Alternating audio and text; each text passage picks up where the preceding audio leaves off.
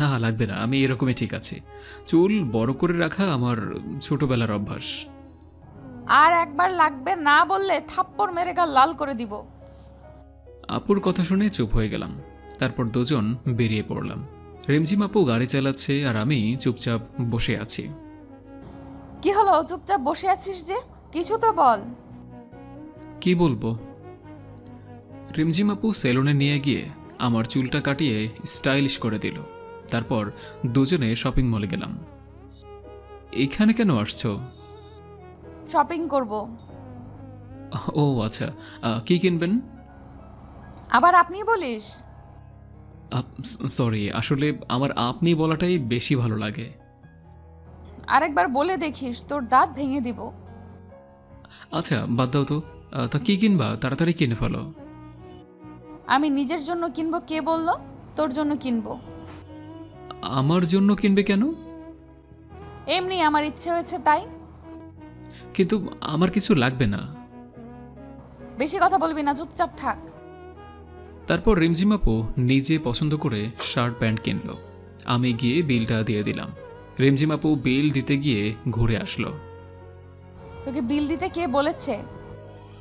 আমার জিনিস তাই আমি বিল দিলাম। কেন, আমি কি বলছি তোকে টাকা দিতে? না, এমনিই দিলাম।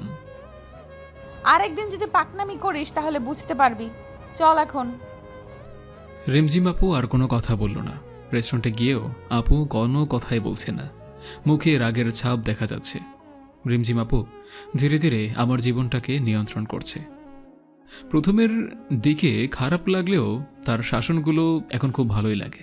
কেমন আপন আপন লাগে। পুরনো কিছু স্মৃতিও জেগে উঠছে। এখনো রাগ করে আছো? চুপ। কি হলো? সরি, আমি সত্যিই বুঝতে পারিনি, সত্যি। হয়েছে, আর সরি বলতে হবে না। তারপর খাওয়া দাওয়া করে বেরিয়ে আসলাম। এবার বিল দিতে গেলাম না।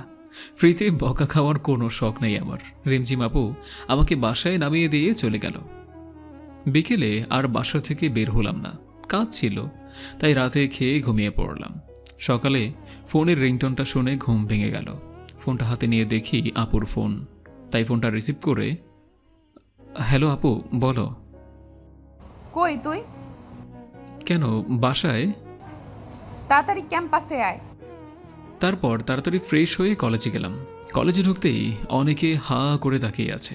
নিজেকেই কেমন যেন লাগছে, কারণ নিজের স্টাইলটা চেঞ্জ করেছি। অগোছালো ছেলেটা আজ ফিটফাট হয়ে কলেজে এসেছে, তাই হয়তো সবাই তাকিয়ে আছে।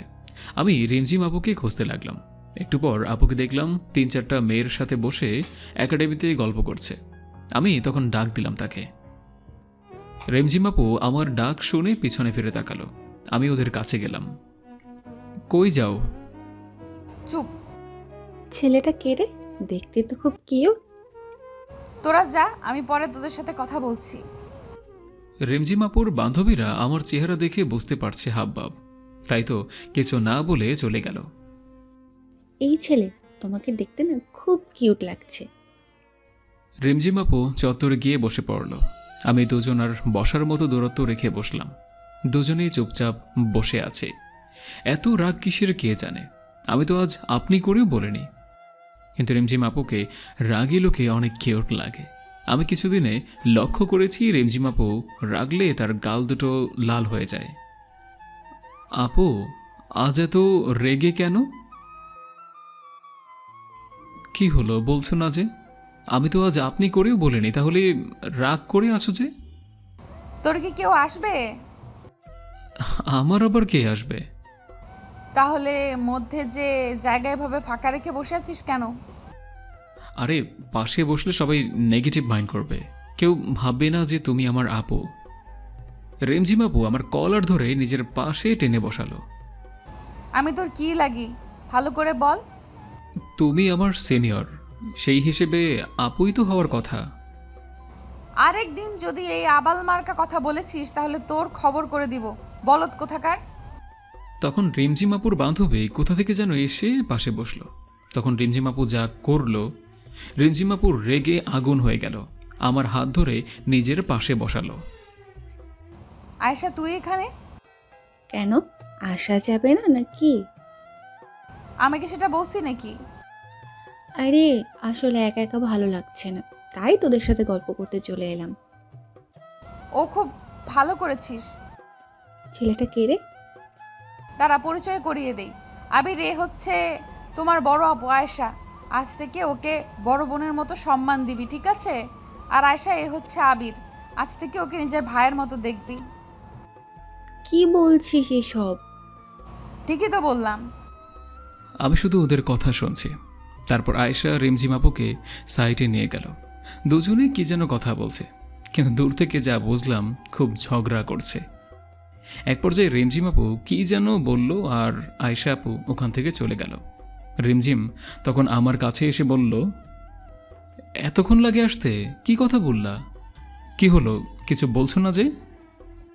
শোন, কাল থেকে তুই কলেজে আসবি না। আসবো না কেন? তাহলে আয়েশা তোর সাথে কথা বলতে পারবে না। কিন্তু কথা বললে কি সমস্যা? সমস্যা নেই, ওর সাথে কথা বলার দরকার নেই। আমি কথা না বললেই তো হলো, তাতে কলেজে না আসার কি হলো?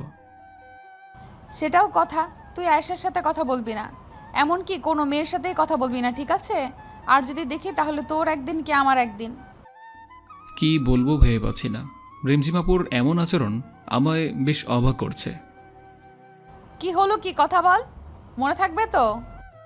হুম, থাকবে। এই তো ভালো ছেলে, এখন ক্লাসে যা। রিমঝিমাপু নিজের ক্লাসে গেল আর আমি আমার ক্লাসে চলে গেলাম। এভাবেই বেশ কয়েকদিন পার হয়ে গেল।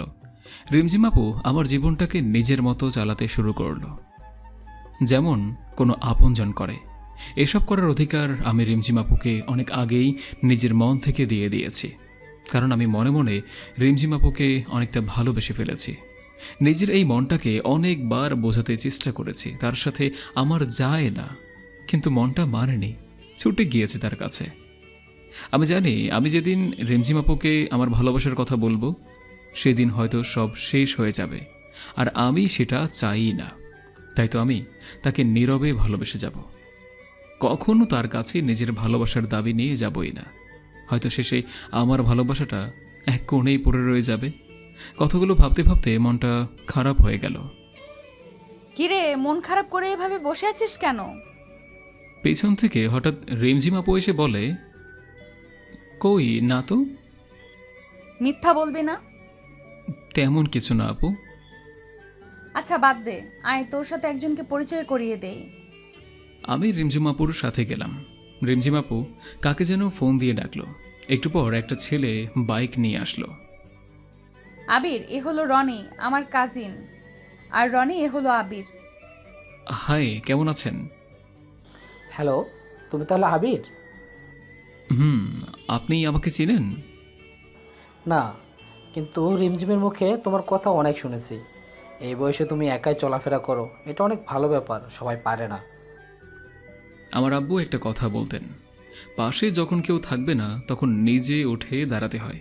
উঠে দাঁড়ানোর সময় কাউকে পাশে পাবি না, তাই নিজে নিজে চলতে শিখতে হবে।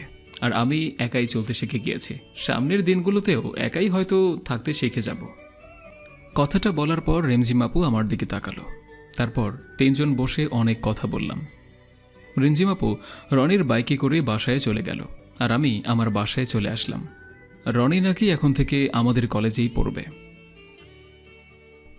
অতঃপর ঘুম থেকে উঠে ফ্রেশ হয়ে কলেজের দিকে বেরিয়ে পড়লাম। কলেজে ঢোকার আগে চায়ের দোকানে গেলাম, এক কাপ চা অর্ডার দিলাম। চা আসতে আসতে একটা সিগারেটও ধরিয়ে ফেললাম। এর মধ্যে রিমঝিম আপুর ফোন। হ্যালো। কই তুই? এই তো যাচ্ছি। তাড়াতাড়ি আয়। চা আর সিগারেট খেয়ে কলেজে গেলাম। রিমঝিম আপু মাটির এক কোণে বসে আছে। আমি রিমঝিম আপুর থেকে একটু দূরে গিয়ে বসলাম। রিমঝিম আপু আমার কাছে চেপে বসলো। আমি চুপচাপ আছি। তোকে কতবার বলেছি সিগারেট খাস না? তুমি হয়তো একদিন চলে যাবে, কিন্তু সিগারেট, এ হয়তো আমার পাশে সুখ দুঃখে সবসময় থেকে যাবে।